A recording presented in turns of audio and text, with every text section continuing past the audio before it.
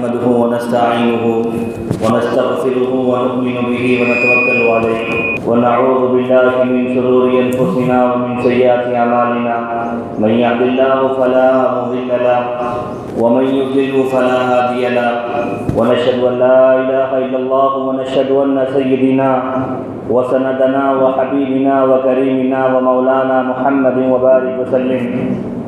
قال الله تعالى في كلامه المجيد والفرقان الحميد: أعوذ بالله من الشيطان الرجيم، بسم الله الرحمن الرحيم. كل من عليها فان ويبقى وجه ربك ذو الجلال والإكرام. وقال النبي صلى الله عليه وسلم: الموت حق. صدق الله العلي العظيم وصدق مولانا النبي الكريم ونحن ذلك من الشاهدين والشاكرين والحمد لله رب العالمين. اللهم صل على محمد وعلى آل محمد وبارك وسلم. اللهم صل على محمد وعلى آل محمد وبارك وسلم. اللهم صل على محمد وعلى آل محمد وبارك وسلم. محترم حضرات، بزرگوں اور عزیز دوستوں اور نوجوانوں، اللہ تعالیٰ کا بے انتہا فضل ہوا، کرم ہوا، احسان ہوا کہ اللہ تعالیٰ نے ہم گنہگاروں کے ساتھ، ہم باغیوں کے ساتھ، ہم نافرمانوں کے ساتھ پھر ایک مرتبہ رحم کا، کرم کا، عافیت کا، درگزر کا معاملہ فرما کے جمعہ کی مبارک گھڑیوں میں اپنے پاک بارگاہ میں حاضری کی اور سجدہ ریز ہونے کی توفیق عطا فرمائی. دعا کیجیے اللہ تعالیٰ ہم تمام کے بیٹھنے کو، سننے کو، سنانے کو، نماز جمعہ ادا کرنے کو بے انتہا قبول فرمائے. اور دعا کیجیے اللہ جب تک زندہ رکھیں، ایمان پہ زندہ رکھیں اور ایمانی محنتوں میں لگائے رکھیں. اور جب اللہ موت دے تو ہم تمام کو ایمان والی، کلمے والی، پسند والی اور اپنی رضا والی موت نصیب فرمائے. میرے بھائیوں، مقصد زندگی اللہ رب العزت کی بندگی ہے. مقصد حیات اللہ رب العزت کی یاد ہے. زندگی کا اصل مقصد یہی ہے کہ زندگی کے اندر اللہ تعالیٰ کی بندگی اور اللہ تعالیٰ کی تابعداری آ جائے. اور موت کا اصل مقصد یہ ہے کہ موت مرنے کے بعد جب اللہ کے سامنے حاضر ہو تو اللہ اپنے فرشتوں کے درمیان اعلان کر کے یہ کہیں کہ یہ دیکھو یہ جو بندہ آیا ہوا ہے اس نے زندگی میں کبھی میری نافرمانی نہیں کی اور زندگی بھر میری بندگی کی اور بندگی پہ زندہ رہا، بندگی پہ اس کی موت ہوئی. زندگی ایسی گزارنی چاہیے کہ اللہ کو پسند آ جائے. زندگی کا اصل مقصد ہم لوگ یہ سمجھ رہے ہیں زندگی کا مقصد کھانا ہے، پینا ہے، عیاشی کرنا ہے، مزے کے ساتھ میں رہنا ہے، بڑے بڑے عالیشان مکانات میں زندگی گزارنا ہے، بڑی بڑی کنٹریوں میں پھرنا ہے، بڑی بڑی سواریوں میں سوار ہونا ہے.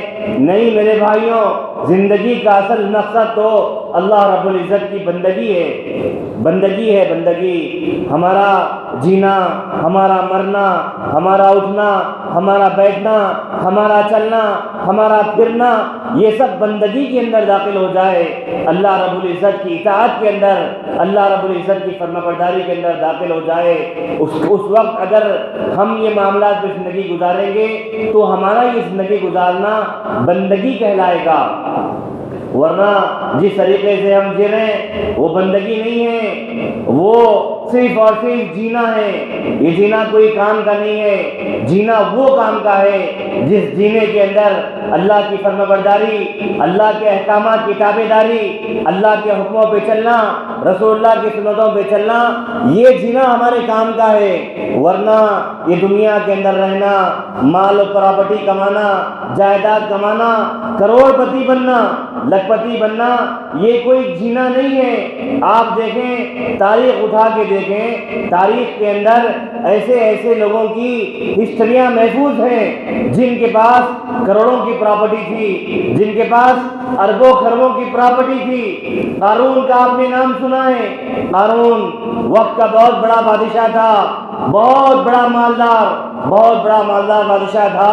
کتابوں میں لکھا ہے قارون کے خزانے کی چابیاں، قارون کے خزانے جس جگہ پہ خزانہ رکھا جاتا تھا اس جگہ کی چابیاں کئی سو اونٹنیوں پہ صرف چابیاں جاتی تھی. کئی سو اونٹنیوں کے اوپر جو وزن رکھا جاتا تھا وہ چابیوں کا وزن رہتا تھا، خزانے کا وزن نہیں، چابیوں کا وزن۔ چابیاں اونٹنیوں کے اوپر، کئی سو اونٹنیوں کے اوپر رکھ کے چابیاں جاتی تھی قارون کی۔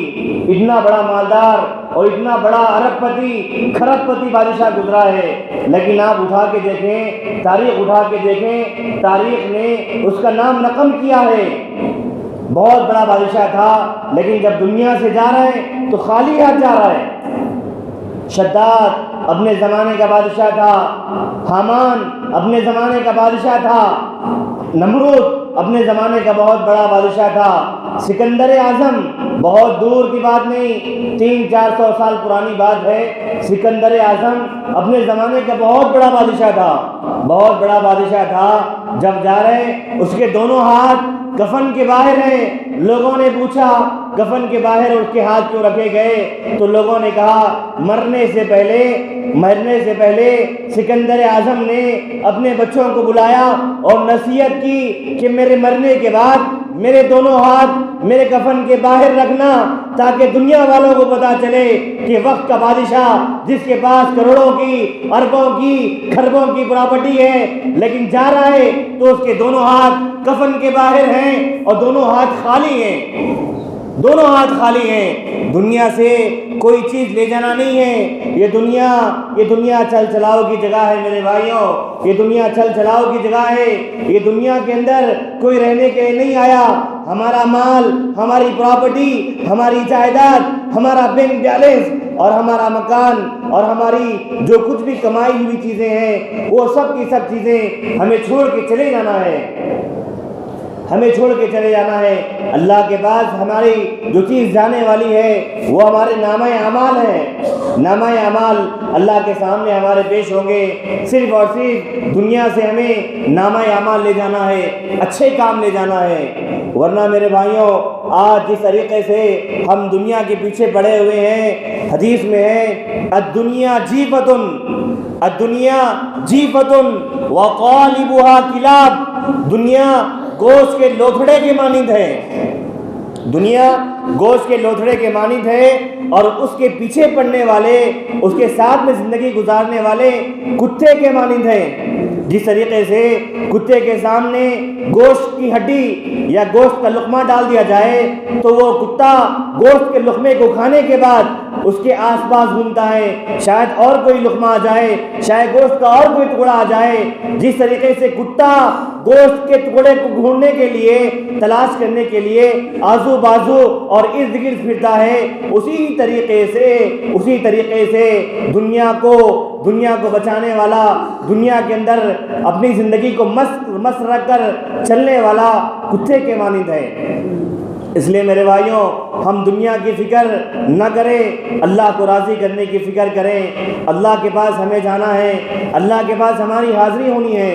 بہلول دانا اپنے زمانے کے بہت بڑے ولی گزرے ہیں، بہلول دانا بہت بڑے ولی گزرے ہیں، لیکن آپ کا چلنا، آپ کا پھرنا اور آپ کا حلیہ اور آپ کے بال مجنون جیسے تھے، مجنون جیسے پاگل دکھتے تھے، لوگ انہیں پاگل کہتے تھے۔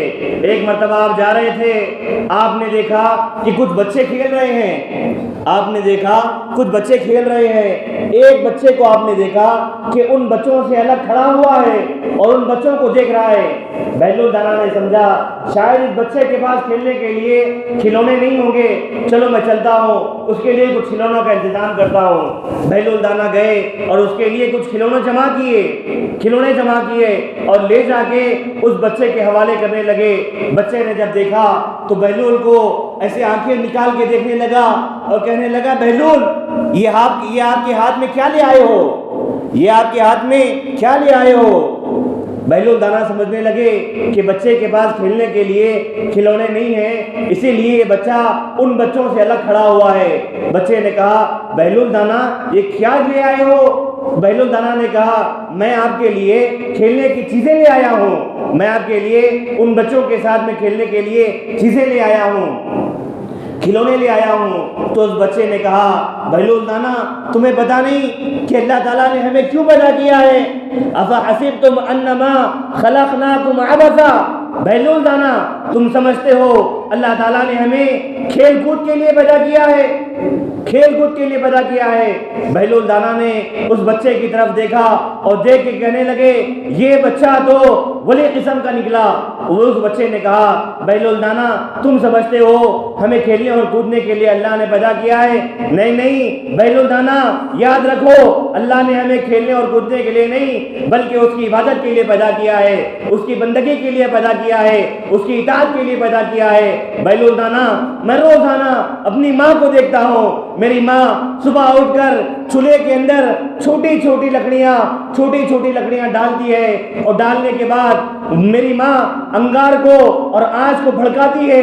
میں جب یہ دیکھتا ہوں اور یہ جب دیکھنے کے بعد نظارہ میرے جسم کی کیفیت بدل جاتی ہے، میں یہ سوچتا ہوں کل قیامت کے دن اللہ تعالیٰ جہنمیوں کو جہنم میں ڈال دیں گے، جنتیوں کو جنت میں ڈال دیں گے، لیکن جہنم کو بھڑکانے کے لیے اللہ تعالیٰ چھوٹی چھوٹی لکڑیوں کو، جیسے میری ماں چولہا جلانے کے لیے چھوٹی چھوٹی لکڑیوں کو ڈالتی ہے، ویسے ہی اللہ کل جہنم کو بھڑکانے کے لیے چھوٹے چھوٹے بچوں کو ڈالیں گے۔ تو میرا کیا حال ہوگا اور میرا کیا بنے گا؟ اسی لیے میں ان بچوں کو عبرت کی نگاہ سے دیکھ رہا ہوں۔ بہلول دانا سمجھنے لگے یہ بچے کے پاس کھلونے نہیں ہیں اس لیے الگ کھڑا ہے، لیکن بچے کا ماجرا تو کچھ اور ہی ہے۔ میرے بھائیوں اسی طریقے سے یاد رکھو یہ دنیا چل چلاؤ کی جگہ ہے، یہ دنیا کمانے کے لیے نہیں، یہ دنیا کھانے اور پینے کے لیے نہیں، یہ دنیا اچھے اچھے سواریوں میں سوار ہونے کے لیے نہیں ہے، بلکہ یہ دنیا تو اللہ کی عبادت کرنے کے لیے ہے، یہ دنیا تو اللہ کے احکامات پہ چلنے کے لیے ہے، نمازوں کی پابندی کرنے کے لیے ہے، اللہ اور اس کے رسول کے طریقوں پہ چلنے کے لیے ہے۔ آج ہم ان تمام کی تمام چیزوں کو بھلا بیٹھے ہیں اور زندگی ایسے گزار رہے ہیں۔ یاد رکھو میرے بھائیوں، یاد رکھو اللہ تعالیٰ نے ہر ایک کا وقت متعین کر رکھا ہے، ہر ایک کا وقت متعین کر رکھا ہے۔ کسی کو کچھ بھی خبر نہیں ہے کہ کون کب اس دنیا سے جانے والا ہے، کون کب اس دنیا کو اور اس دار فانی کو الوداع کہنے والا ہے، کون کسی کا بھی وقت جو ہے متعین نہیں ہے۔ اللہ تعالیٰ جب چاہیں گے اسے اپنے یہاں بلا لیں گے۔ یاد رکھو دنیا کے اندر ہم رہ رہے ہیں اور دنیا کے معاملات ہم دیکھ رہے ہیں، لوگوں کو دیکھ رہے ہیں۔ ہمارے ساتھ میں رہنے والا نوجوان، چلتا پھرتا نوجوان، اس کی خبر ہمیں سننے میں آ رہی اس کا انتقال ہو گیا۔ چلتا پھرتا نوجوان سننے میں آ رہی اس کا انتقال ہوا اور فلاں نماز میں اس کی نماز جنازہ ہے۔ بہت دور کی بات نہیں، ہمارے اس چھوٹے سے گاؤں کمدھانا کی بات، 3-4 دن پہلے ہمارے اس کمدھانے کی معزز ترین شخصیت عالی جناب غوث الدین صاحب روشن والے، ان کو کیا پتا تھا کہ وہ اس دار فانی کو لبیک کہیں گے، اپنی پراپرٹی کو، اپنے اسکول کو، اپنے بیوی بچوں کو چھوڑ کے اس دنیا سے چلے جائیں گے۔ عصر کی نماز پڑھی، عصر کی نماز کے بعد لوگوں سے مصافحہ کر کے لوگوں سے مل کے جا رہے تھے، اچانک حادثہ ہوا، دواخانہ لے جایا گیا، ان کا انتقال ہو گیا۔ اس دار فانی کو انہوں نے لبیک کہا۔ انہیں کیا خبر تھی کہ میرے پاس موت کا فرشتہ آنے والا ہے؟ انہیں بھی خبر نہیں، کسی بھی خبر نہیں۔ اس لیے میرے بھائیوں عقل مند آدمی وہی ہے جو وقت آنے سے پہلے وقت کی تیاری کرے، اللہ کی بندگی میں اپنا وقت گزارے، نمازوں کی پابندی کرے۔ دنیا مختصر سی دنیا ہے، یہ دنیا ختم ہونے والی ہے، دنیا میں کوئی رہنے کے لیے نہیں آیا، دنیا چل چلاؤ کی جگہ ہے۔ عقل مند آدمی وہی ہے جو وقت آنے سے پہلے اپنی موت کی تیاری کرے، نمازوں کی پابندی کرے۔ جمعہ کے اندر ماشاءاللہ ہر شہر، ہر دیہات، ہر گاؤں کے اندر مسجدیں کھچا کچ بھری ہوئی رہتی ہے، لیکن یاد رکھو میرے بھائیوں تم نے اور ہم نے جو غفلت، جو نافرمانی اور جو اللہ کو ناراض کیا ہے، اسی لیے ہمارے اعمال کا نتیجہ ہے آج دنیا کے اوپر مسلمانوں کے اوپر جو حالات آ رہے ہیں، ہمارے نامہ اعمال کا نتیجہ ہے۔ اس لیے میرے بھائیوں ہم اپنے اعمال کو درست کریں، اللہ کے حکم کے مطابق زندگی گزاریں، دنیا میں جب تک رہیں اللہ کو راضی کرنے والے کام کریں، اپنی زندگی کو بندگی کے اندر بدل دیں۔ بندگی وہی ہے جو بندگی اللہ کو راضی کرنے کے لیے ہم کر رہے ہیں۔ اللہ تعالیٰ سے دعا ہے اللہ تعالیٰ ہم تمام کو ہماری بچی کچی زندگی اللہ کے احکامات پہ اور اللہ کی بندگی میں گزارنے کی توفیق عطا فرمائے، آمین۔ واخر دعوانا الحمدللہ رب العالمین۔ جو حضرات سنت